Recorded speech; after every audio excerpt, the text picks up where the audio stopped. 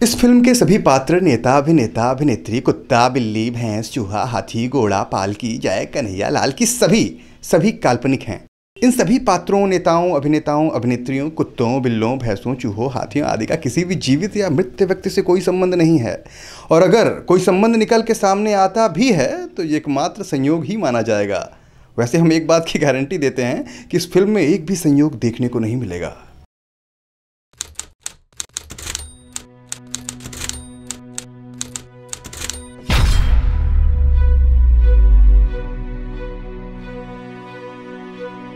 ये जिंदगी भी कुछ अजीब ही होती है, अजीब अजीब सिचुएशंस में डाल देती है। चाहे आप अपना काम ठीक से करो या ना करो, आपको सारे सिचुएशंस झेलने ही पड़ते हैं। अब मुझे देख लो, मेरी क्या हालत हो गई। तो आप सोच रहे होंगे कि मुझे हुआ क्या है। तो ऐसा है कि एक काम करते हैं, शुरू से शुरू करते हैं।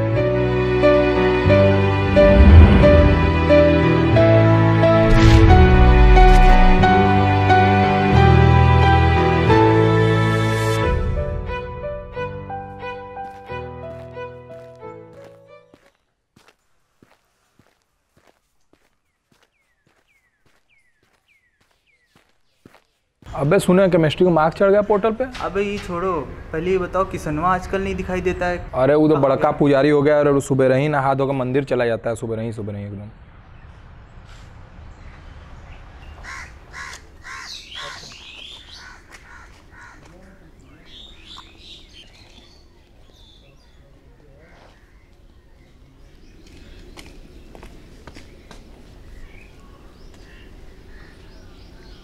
कहाँ था इतने दिन? क्या बताए भैया, घर से अप डाउन कर रहे हैं। असल में दादाजी की तबीयत खराब है ना, हमको तो लग रहा है कि अब नहीं तब निकल लेंगे। अच्छा ये बताएं, यहाँ कैसे आना हुआ? एक्चुअली भैया बहुत ही इम्पोर्टेंट काम था। अबे यार साले, तुम लोग का इम्पोर्टेंट काम हम जान रहे हैं, सब लड़की के चक्कर में चूतिया कटवा रहे हो, कुछ होने वाला? अरे नहीं भैया, एक्चुअली उससे भी ज़्यादा इम्पोर्टेंट काम था। अच्छा एक बात बता। पूछिए भैया। चाय पिएगा? टाइम मर्दे, चाय नहीं पियेंगे। चाय पिएगा तो एक मस्त स्टोरी बताता हूँ। अच्छा हाँ, चल सकते हैं, पर चाय नहीं पियेंगे और कहानियाँ तो सुनबे करेंगे। भाई तो बात ये है। हाँ भैया। कि पिछले महीने मुझे एक बंदा मिला। अच्छा। उसे अपनी चिट्ठी अपने क्रश तक पहुँचानी थी। अबे मुझे लगा बाकी सब लोगों की तरह थोड़ा पैसे लूँगा, काम करूँगा, चलता बनूँगा। लेकिन भाई उसके बाद मेरी लाइफ में कुछ ऐसा हुआ ना, मेरी लाइफ बदल के रख दी यार उसने।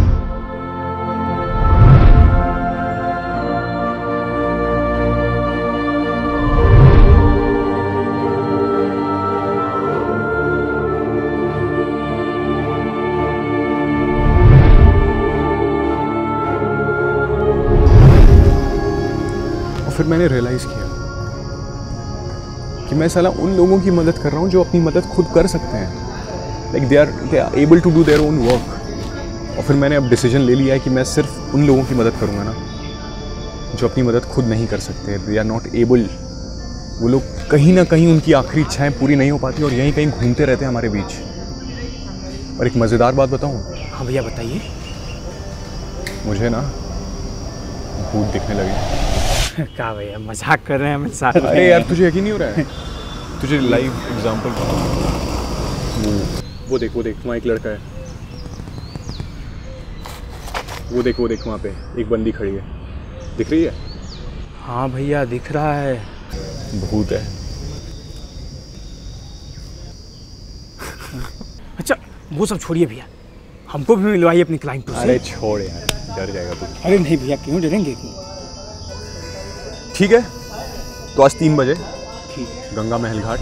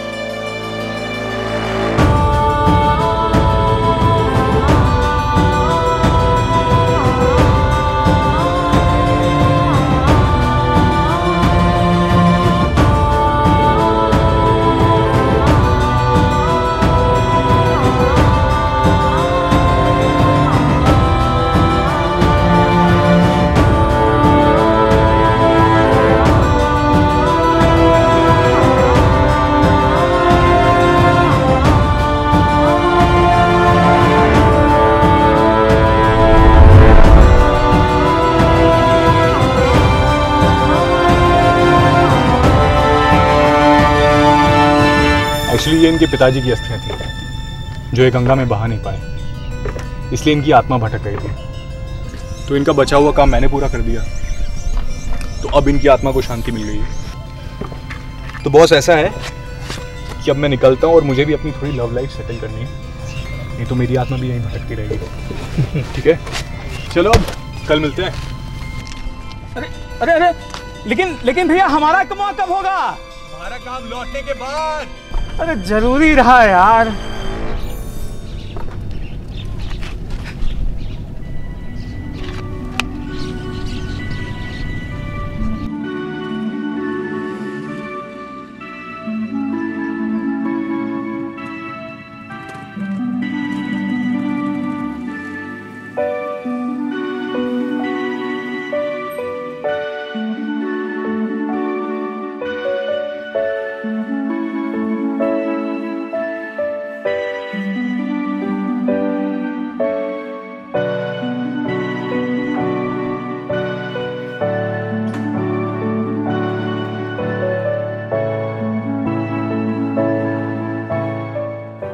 कहाँ थे तुम? I was about to die, you know. पागल है क्या? तुझे ऐसे कैसे मरने दूंगा? तुझे तो मैं अपने हाथों से मारूंगा। You, I'll kill you.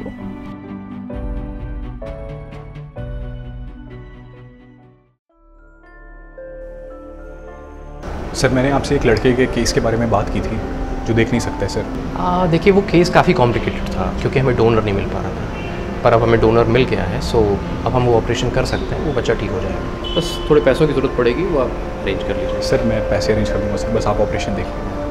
हो जाएगा। Thank you sir, it means a lot. अरे इट्स ओके, थैंक यू। शुक्रिया भाईजान, आपकी वजह से अब पप्पू देख पाएगा। अब मेरी आखिरी इच्छा पूरी हो गई है, अब मैं चलती हूँ। अरे आप अपने पप्पू को देखते हुए देखना नहीं चाहेंगे? नहीं भाईजान, मुझे आप पे पूरा भरोसा है।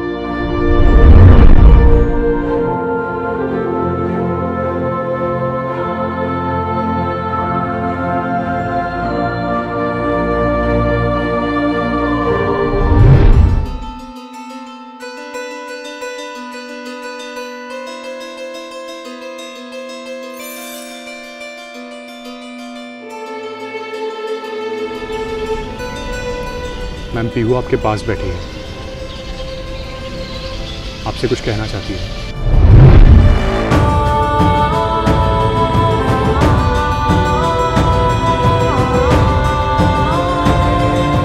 आई एम सॉरी मामा। आई एम सॉरी मामा। अगर मैं आपसे गुस्सा होके नहीं जाती तो आज मैं आपके साथ होती। और वो किडनैपर्स भी बहुत बुरे थे मामा। और वो किडनैपर्स भी बहुत बुरे थे मामा। मैं बस आपसे सॉरी बोलना चाहती थी। I love you mama. Thank you uncle.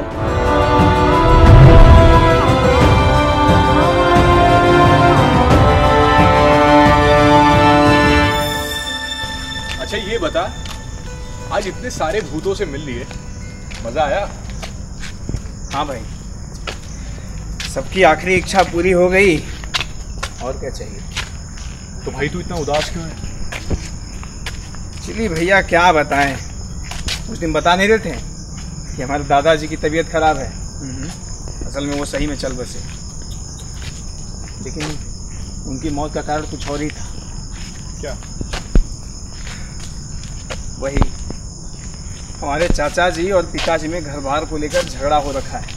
साला वही पुराना नाटक है। और दोनों एक दूसरे को देखना तक नहीं पसंद करते। बस यही हमारे दादाजी के टेंशन का कारण है। लेकिन हमारे दादाजी की आखिरी इच्छा थी कि हमारे चाचा जी और पिताजी मिलजुल कर रहें। उन्होंने एक वसीयत बनाई थी जो कहीं छुपा दी मरने से पहले। हाँ, अगर वो वसीयत मिल जाए ना भैया, तो हो सकता है हमारे चाचा जी और पिताजी एक हो जाए। तुमने ये बताया कि तुम्हारे दादाजी की आखिरी इच्छा ये थी कि तुम्हारे पिताजी और चाचा जी साथ रहें। हाँ, इसका मतलब उनकी आत्मा यहीं कहीं भटक रही है। चलो पता लगाते हैं।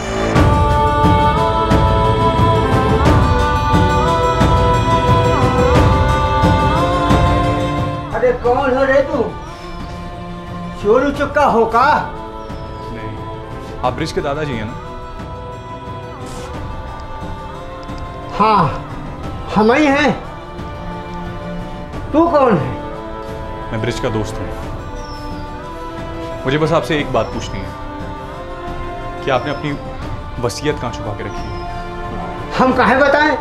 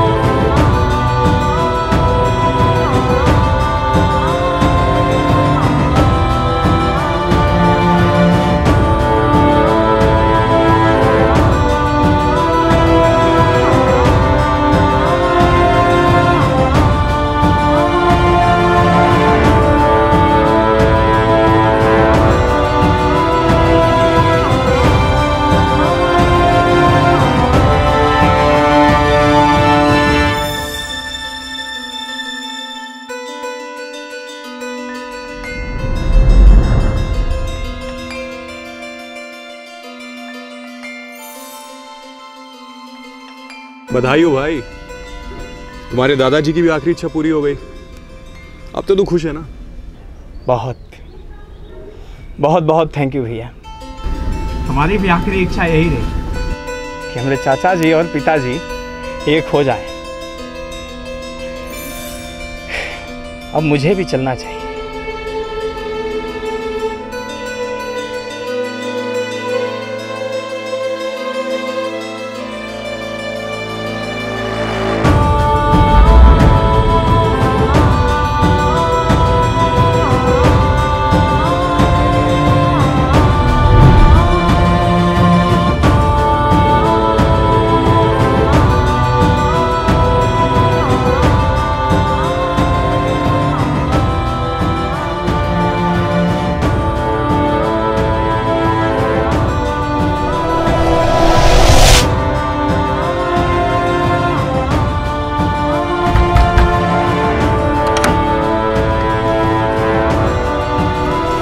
अब क्या करने आए हो तुम?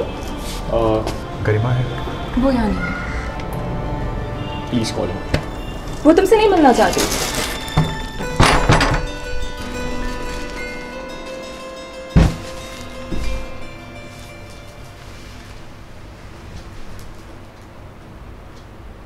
अब क्या करने आए हो तुम यहाँ? तुमसे मिलने। बड़ी जल्दी आ गए। 2-3 साल बाद और आते। I'm really sorry. Please try and understand, please. मुझे तुमसे और तुम्हारी सॉरी से कोई फर्क नहीं पड़ता। Why are you reacting so much? Please calm down. मेरी शादी होने वाली है और मैं खुश हूँ इस शादी से। अब मुझे तुम्हारे जीने और मरने से भी कोई फर्क नहीं पड़ता।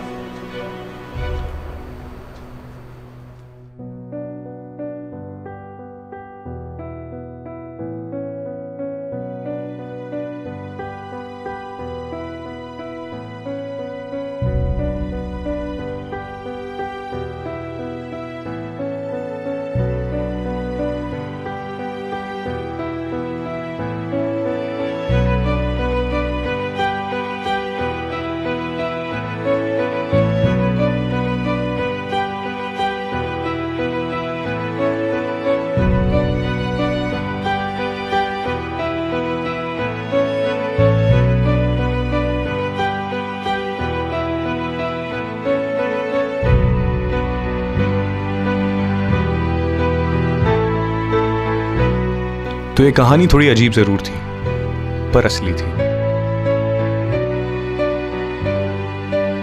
आप लोगों को शायद अभी भी समझ में ना आए, मुझे भी वक्त लगा, पर जिंदगी का मकसद मुझे मरने के बाद समझ आया। And now I feel like a super hero.